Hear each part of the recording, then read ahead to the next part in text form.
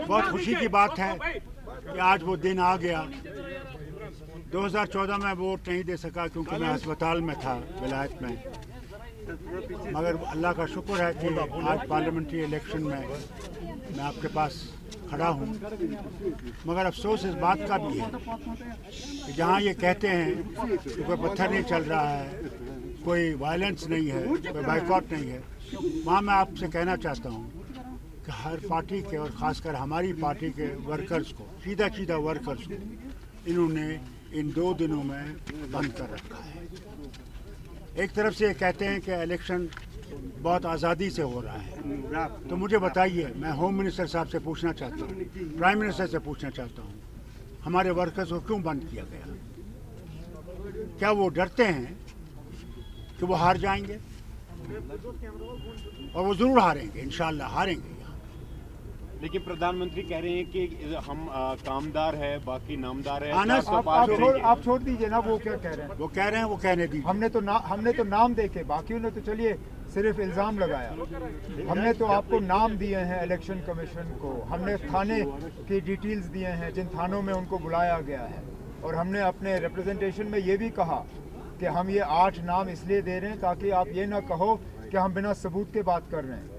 ये एक exhaustive list नहीं था, it was an indicative list, it was to show that जो हम कह रहे हैं हम ऐसे हवा में बात नहीं कर रहे हैं। अब इंतज़ामिया की तरफ से ये फिर जवाब आया कि ये जी ऐसे ही बेबुनियाद इल्ज़ाम लगा रहे हैं, लेकिन हमने तो नाम दे के आपको कहा, हमने थाने के डिटेल्स दिए, उस चीज़ का तो आप जवाब दे नहीं सके।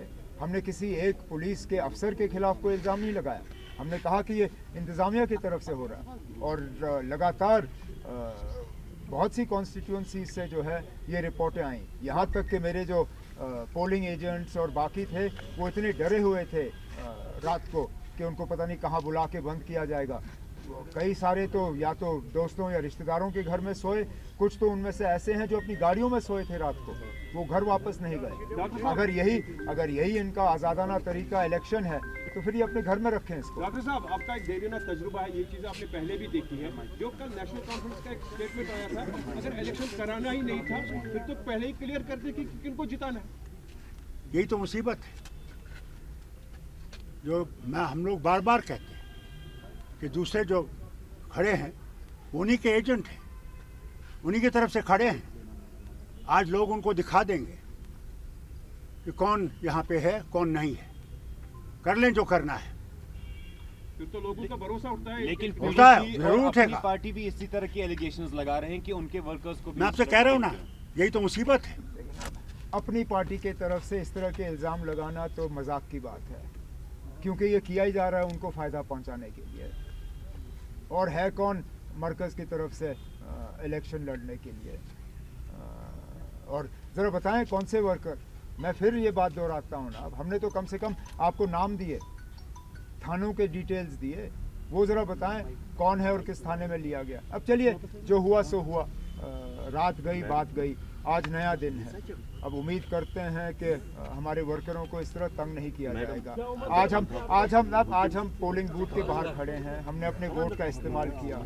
हमारे साथ 2 फर्स्ट टाइम वोटर हैं जो पहली मर्तबा वोट डाल रहे हैं। ये पहली बार है कि हमारी फैमिली की 3 पीढ़ियाँ जो हैं एक साथ वोट डालने आए। मैं यही उम्मीद करूँगा कि बाकी जगहों में भी इसी तरह अपने जमहूरी हक़ का जो है वोटर इस्तेमाल करें। अगर के ये कहा गया है कि कोई बॉयकॉट नहीं है, किसी तरह की वायलेंस नहीं है, किसी तरह का ख़तरा नहीं है, तो फिर बढ़ चढ़ के लोगों को जो है इस इलेक्शन में हिस्सा लेना चाहिए, अपने वोट का इस्तेमाल करना चाहिए, क्योंकि आखिरकार यही एक जमहूरी तरीका है जिससे कि हम अपनी आवाज़ जो है वो बुलंद कर सकें। उमर साहब, ये चीज़ पहली बार हो रही है, यहाँ कोई हड़ताल काल इस बारी नहीं है, कोई आज इलेक्शन के दिन आप शाम तक वेट करके देखते हैं ना अब इसका कितना असर पड़ेगा। आप कहते हैं कि कोई बॉयकॉट कॉल नहीं है, ठीक है ना, अब नहीं है, तो इसका वोटरों पे कितना असर पड़ेगा आज शाम जब तक पोलिंग बूथ खुले हैं तब तक देखें। अब जो देखें, अब इस बार तो चलिए फिर आप मान के चले ना कि जो वोट में हिस्सा नहीं ले रहा है अपनी मर्जी से नहीं ले रहा है। अब कितने वोटर जो हैं पुलवामा ज़िले में शुपियाँ असेंबली हल्के से, श्रीनगर से जो हैं, कितने वोटर अपने वोट का इस्तेमाल करते हैं, उसके लिए हमें वेट करना पड़ेगा। मेरी तो सबसे मोतबाना गुजारिश यही होगी कि वो इस मौके को गवाएं ना, इस मौके का वो इस्तेमाल करें, क्योंकि मैं बार बार ये कहता हूँ जमहूरियत में यही एक तरीका है जिससे कि हम अपनी आवाज़ जो है वो बुलंद कर सकें। बहुत सी ऐसी बातें हैं जो हो चुकी हैं जिनके बारे में वोटरों को अपनी राय जो है वो देनी होगी, और ये एक तरीका है।